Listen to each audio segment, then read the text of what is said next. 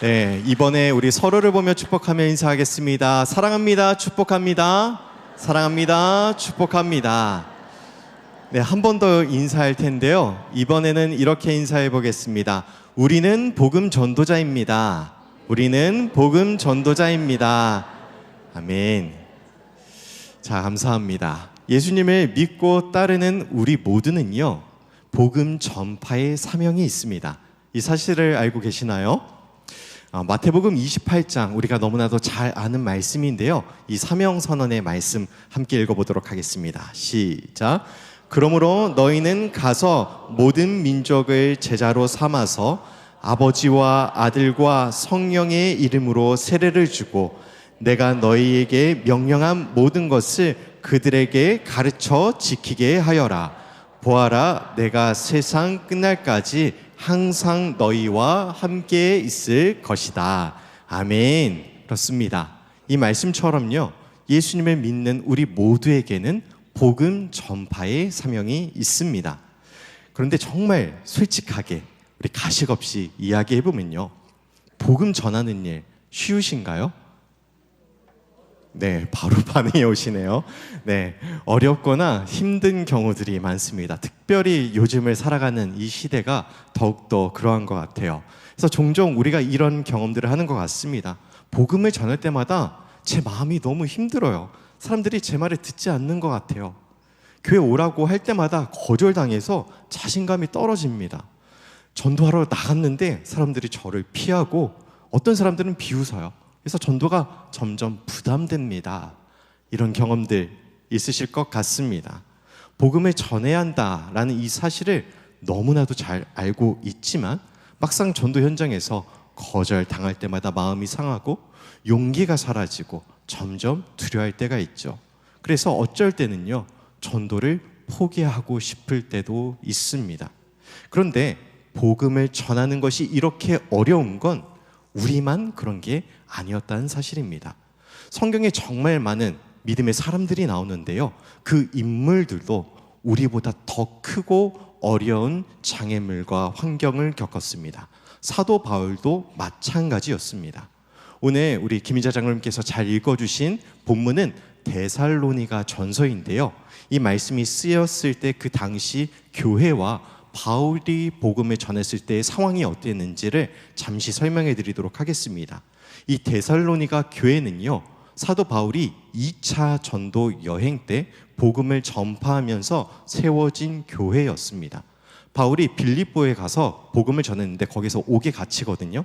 그리고 풀려난 후에 데살로니가로 이동하게 됩니다. 거기에 약 3주 동안 머물면서 유대인들의 회당에서 복음을 전했습니다. 사도행전이 이 사실을 기록하고 있는데요, 이렇게 나옵니다. 바울 일행은 암비볼리와 아볼리안을 거쳐서 데살로니가에 이르렀다. 거기에는 유대 사람의 회당이 있었다. 내가 여러분에게 전하고 있는 예수가 바로 그리스도이십니다 라고 말하였다. 아멘. 자, 이 말씀을 보면 바울은 그곳에서 예수가 바로 그리스도이십니다 라는 복음을 전했습니다. 이때 놀라운 일이 일어나게 돼요. 바울이 전하는 이 복음을 듣고 예수님을 믿는, 복음을 받아들이는 사람들이 생겨나기 시작했던 것이죠. 그리고 그 사람들을 구성해서 데살로니가 교회가 세워지게 됩니다. 근데 문제가 생겨요. 이 교회가 아무 이상이 없으면 가장 좋았을 텐데 유대인들이 시기심에 가득 차서 바울을 반대하기 시작한 겁니다. 유대 사람들을 막 선동해서 그들을 소동을 일으켰고 복음을 전하는 것을 반대하며 그를 죽이려고까지 합니다. 결국 바울은요, 데살로니가를 급히 떠날 수밖에 없었어요. 그렇게 바울이 떠난 후에 성도들은 여전히 남아 있었겠죠. 그들은 믿음을 지켜갔습니다. 하지만 교회의 상황은 여전히 어려웠어요. 왜냐하면 유대인들이 계속해서 그들을 괴롭혔기 때문이죠. 또한 이 교회 내부적으로는요, 예수님의 재림에 대한 잘못된 가르침이 들어오면서 혼란을 겪고 있었습니다. 바울은 이 소식을 듣게 되고 고난 중에서도 믿음을 지키고 있는 그 성도들을 격려하고 위로하기 위해 예수님의 재림에 대한 올바른 가르침을 주기 위해 데살로니가 전서라는 편지를 쓰게 됩니다. 오늘 우리는 이 편지를 통해서 복음 전도자는 어떤 자세를 가져야 하는가, 이것을 함께 나눠보려고 합니다.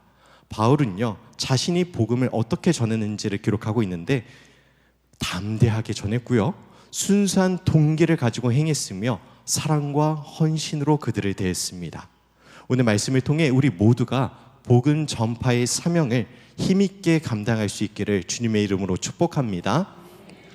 자, 먼저 복음 전도자는요, 담대해야 한다라는 사실을 알려주고 있습니다. 우리 본문 1절과 2절을 화면을 보면서 함께 읽도록 하겠습니다. 시작. 형제 자매 여러분, 우리가 여러분을 찾아간 것이 헛되지 않은 줄을 여러분이 알고 있습니다. 심한 반대 속에서도 하나님 안에서 담대하게 하나님의 복음을 여러분에게 전하였습니다. 아멘. 여기에 보면 바울이 전했을 때 그 상황들이 나오고 있어요. 그는 극심한 반대와 비난을 받았습니다. 또 데살로니가 오기 전 빌립보에서는요, 복음을 전하다가 매를 맞고 발에 쇠고랑도 차고 감옥에 갇히기까지 했습니다. 데살로니가에서도 거의 비슷한 수준의 정도의 어려움을 겪었던 것이죠. 그런데 그는 복음 전하는 일을 포기했습니까? 아닙니다. 오히려 그는 그 상황 속에서도 담대하게 그리스도의 복음을 전했습니다. 그렇다면 사도 바울이 그 고난 속에서도 담대하게 복음을 전할 수 있었던 이유는 무엇일까요? 그가 고난 속에서, 어려움 속에서 포기하지 않고 예수 그리스도를 전할 수 있었던 그 힘과 원동력은 무엇일까요? 바로 하나님의 능력이었습니다. 바울이 사용한 이 담대하게라는 단어를 헬라어로 보면요, 파레시아라는 단어를 쓰고 있습니다. 의미로는 자신감, 거리낌 없는 말, 이렇게 나와 있는데요, 이 파레시아는 보혜사를 의미하는 파라클레이토스라는 단어와 같은 어근을 하고 있어요. 그래서 이 용기는 자신의 기질에서 나온 것이 아니라 성령님이 그에게 주신 담대함임을 알 수가 있습니다. 같은 단어가 쓰인 다른 본문에서도 이거를 알 수 있는데요, 사도행전 4장 31절의 말씀 함께 읽어보도록 하겠습니다. 시작. 벨기를 다음에 모인 곳이 진동하더니 무리가 다 성령이 충만하여 담대히 하나님의 말씀을 전하니라. 아멘. 성령께서 그들 가운데 임하자 사도들은 두려움이 사라졌어요. 그리고 담대하게 하나님의 복음을 전할 수 있게 되었습니다. 에베소서에서도 이를 알 수 있어요. 다시 한 번 더 말씀 읽어보겠습니다. 시작. 우리가 이 같은 소망이 있으므로 담대히 말하노라. 아멘. 성령님께서 주시는 소망과 확신으로 사도 바울은 거리낌 없이 담대하게 그리스도의 복음을 전했습니다. 사도 바울이 이렇게 고난 중에도 담대할 수 있었던 이유는 그가 타고난 기질과 성격 때문이 아니었습니다. 바로 성령님이 주시는 힘이었기 때문입니다. 우리도 성령님께서 주시는 이 담대함으로, 성령님이 주시는 이 믿음으로 복음을 담대하게 전해갈 수 있습니다. 우리가 부족하고 두려워도 성령님께서 우리에게 능력을 더해주시기 때문입니다. 사랑하는 성도 여러분, 혹시 직장에서 복음을 전하다가 거절당하신 적이 있으신가요? 친구에게 교회 가자 이렇게 말했는데 무시당한 적이 있으신가요? 가족에게 예수님을 소개했는데 이제 그런 얘기 좀 그만해 라고 거절당하신 적이 있으신가요? 복음을 전하다가 상대가 화를 내거나 비난했을 때 그 다음에 다시 전할 용기가 아마 없으셨을 것입니다. 그러나 여러분, 복음을 전할 때 두려워하지 마십시오. 거절당해도 주눅들지 마십시오. 주님께서 우리에게 힘을 더하여 주실 것입니다. 우리도 바울처럼 주님 주신 힘으로 담대합시다. 사람들이 거절해도 낙심하지 맙시다. 상대가 비난해도 주눅들지 맙시다. 복음을 전하는 힘은요, 우리에게서 나오는 것이 아니라 하나님이 주시는 힘입니다. 그러므로 다시 시작합시다. 두려워하지 말고 복음을 전하는 우리 모두가 될 수 있기를 주님의 이름으로 축복합니다. 두 번째로 복음 전도자는요, 순수한 동기를 가져야 한다라는 사실을 우리에게 알려줍니다. 4절 말씀이 이것을 기록하고 있는데요, 4절 말씀 함께 읽어보겠습니다. 시작.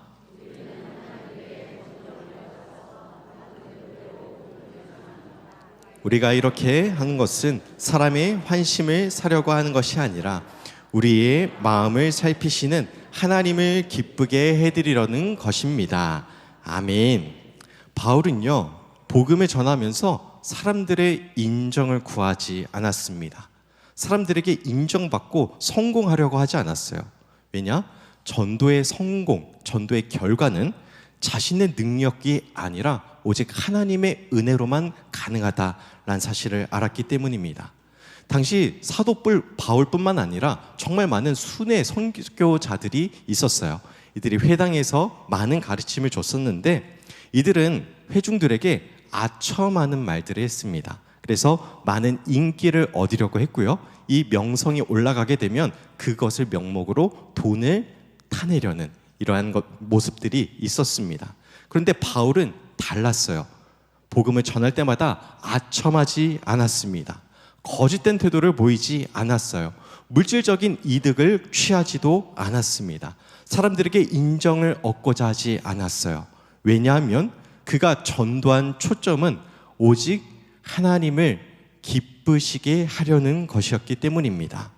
우리도 복음을 전할 때요, 실은 사람들의 반응에 우리의 마음이 뺏길 때가 많습니다. 사람들의 반응에 너무 실망하거나 우리는 낙심하지 말고 오직 하나님을 기쁘시게 하는데 여기에 우리의 마음의 초점을 맞춰야 하는 것입니다. 전도의 성과는 우리의 능력에 달려있지 않기 때문이죠. 우리가 전한다면, 우리가 담대하게 그 사랑을 전한다면 하나님께서 역사하십니다. 하나님께서 열매 맺게 하실 것입니다.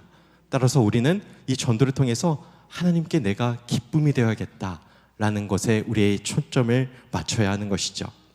사랑하는 성도 여러분, 혹시 전도를 하시면서 저 사람이 내 수고 좀 알아줬으면 좋겠어 라는 생각을 해보신 적이 있으신가요? 혹시 복음을 전할 때 상대방이 반응을 잘 보이면 나도 기분이 좋고 거절하면 실망하고 그런 경험들이 있으신가요? 전도한 사람이 교회에 나오기 시작하면 내가 잘해서 그런 거야 라는 생각이 들진 않으신가요? 근데 바울은 오늘 우리에게 이것을 알려줍니다. 전도의 열매는 나의 노력과 공로가 아니라 오직 하나님의 은혜다라는 사실입니다. 전도의 성공 여부는 우리의 공로에 달려있지 않습니다. 오직 하나님께 달려있습니다. 그러므로 전도의 성과에 너무 연연하지 마십시오. 우리가 해야 할 일은 단순합니다. 순수한 마음으로 예수 그리스도의 복음을 전하는 것입니다. 사람의 반응이나 평가에 마음을 뺏기지 말고 하나님께서 이 일을 기뻐하신다라는 그것에 초점을 맞추고 복음을 전하면 되는 것입니다. 반응이 좋지 않다고 낙심하지 마십시오. 전도의 목적은 우리의 만족이 아니라 하나님의 영광입니다. 자, 세 번째로 복음 전도자는요, 사랑과 헌신의 자세를 가져야 한다라는 사실을 알려주고 있습니다. 7절이 이것을 보여주고 있는데요, 7절 말씀 다시 한번 더 읽겠습니다. 시작. 물론 우리는 그리스도의 사도로서 권위를 주장할 수도 있었습니다. 그러나 우리는 여러분 가운데서 마치 어머니가 자기 자녀를 돌보듯이 유순하게 처신하였습니다. 아멘. 자, 바울은요, 성도들을 사랑했는데 어떤 사랑으로 그들을 품었냐면 어머니와 같은 사랑으로 품었습니다. 여기서 이 어머니라는 단어가 헬라어로 트로포스라는 단어이거든요. 근데 유모라는 뜻도 있고요, 젖을 먹이는 어머니의 모습을 그려주는 단어입니다. 이건 단순히 음식을 제공해 주는 것뿐만이 아니라 아이를 사랑으로 세세하게 보살피고 돌보는 깊은 사랑과 헌신을 의미하는 것입니다. 사도 바울은요, 사도로서 데살로니가 교회에 재정적인 지원을 요구할 권리가 있었습니다. 사도라면 나 전도해야 되는데, 선교해야 되는데 이렇게 좀 지원해 주십시오 라고 요청할 수 있었던 권한이 있었던 겁니다. 그런데 그는 이러한 자신의 권리를 포기했습니다. 바울은 천막을 만드는 일을 하면서 자급자족했고요, 성도들에게 재정적인 부담을 조금도 주지 않았습니다. 그 이유는 무엇일까요? 그가 성도들을 너무나도 사랑했기 때문입니다. 성도들을 사랑해서 자신의 권리를 내려놓고 포기했던 것이죠. 우리도 복음을 전할 때 바로 이런 사랑이 필요합니다. 가족이나 친구에게 복음을 전하다가 거절당하면 솔직히 마음이 상하죠. 그래도 포기하지 말고 이 어머니와 같은 온유한 사랑으로 끝까지 복음을 전해야 하는 것입니다. 사랑은 단순히 말로만 끝나지 않습니다. 상대방의 마음을 이해하고 그 사람을 인내하면서 기다리는 것이 바로 사랑입니다.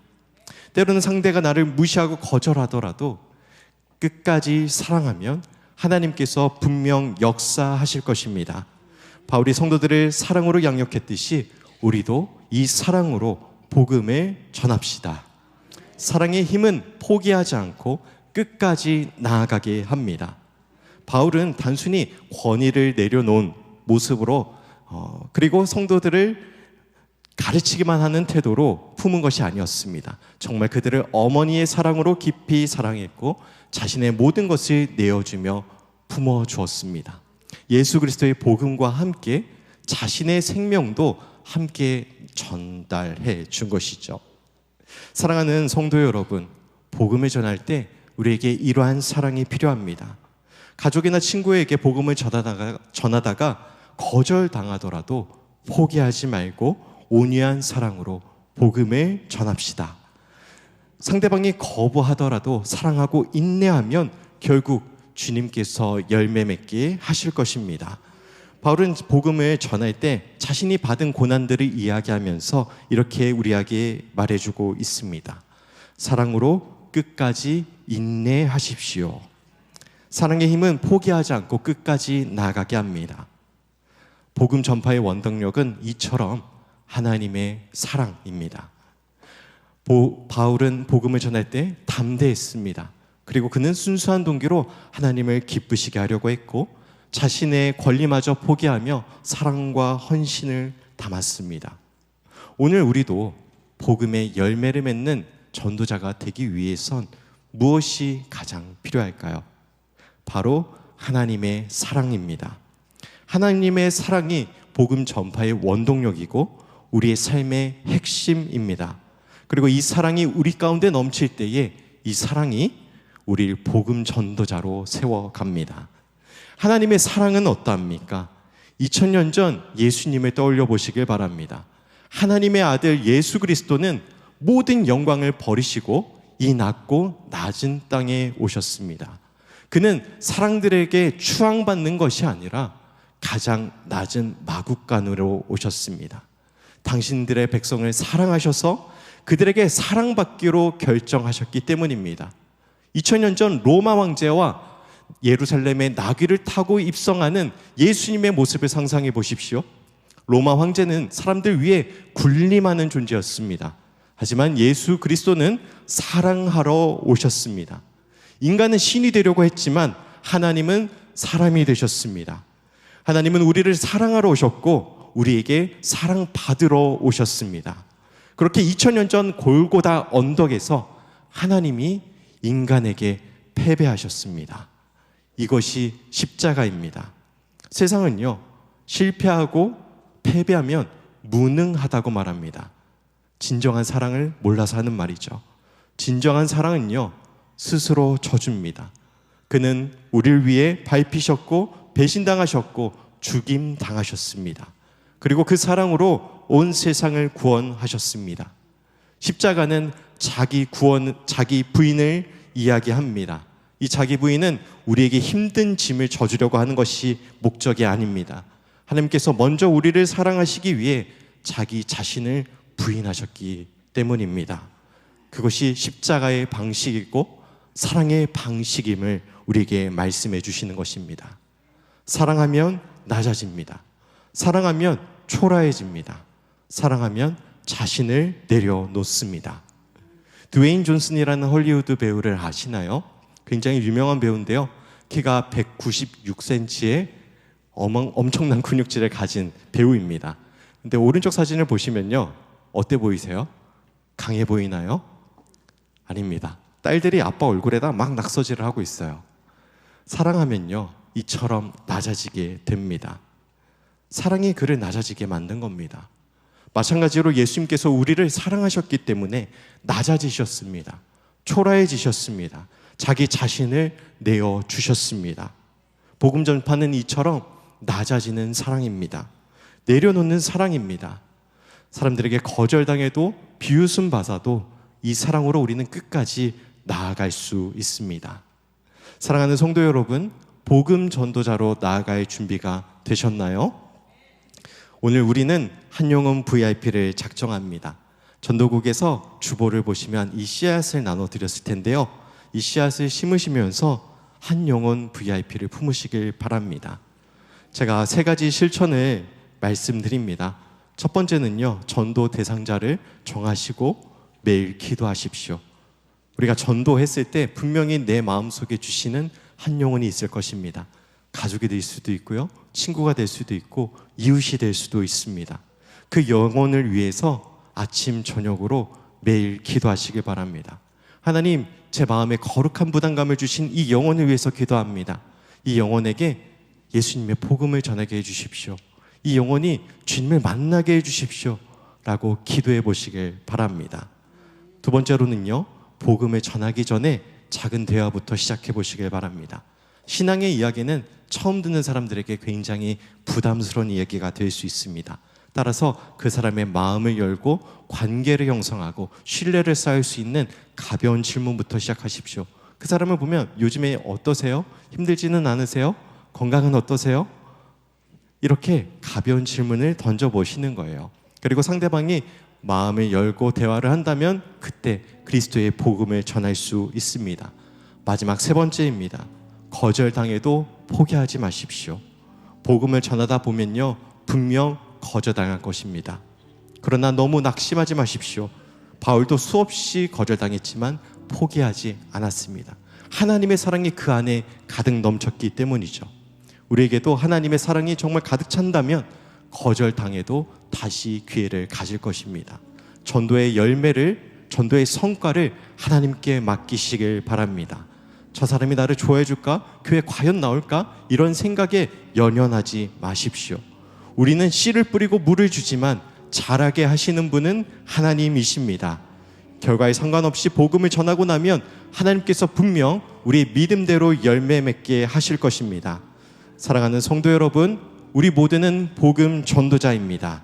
주님의 능력으로 담대하게 복음을 전하고 순수한 마음으로 하나님의 기쁨을 구하며 끝까지 사랑으로 인내합시다. 그 믿음으로 나아간다면 주님께서 반드시 열매 맺게 하실 것입니다. 그리스도의 사랑으로 무장합시다. 그리스도의 사랑으로 낮아집시다. 그리스도의 사랑으로 포기하지 맙시다. 기도하겠습니다. 사랑의 하나님, 오늘 우리에게 귀한 말씀을 주시고 복음 전도의 사명을 다시 한번 깨닫게 하심에 진심으로 감사드립니다. 우리가 바울처럼 복음을 전할 때 담대함을 주시고 순수한 동기와 사랑의 마음을 허락하여 주시옵소서. 하나님, 우리가 복음을 전할 때 두려움과 부담감이 생길 때도 있습니다. 거절당하고 비난받을 때마다 마음이 약해지고 낙심할 때도 있습니다. 그러나 바울이 성령님의 능력으로 담대하게 복음을 전했던 것처럼 우리에게도 주님의 능력과 담대함을 허락하여 주옵소서. 그리하여서 사람들의 반응과 평가에 연연하지 아니하고 오직 전하면서 하나님을 기쁘시게 하며 사랑으로 인내하게 하여 주옵소서. 우리를 사랑하시는 주 예수님의 이름으로 기도드립니다. 아멘.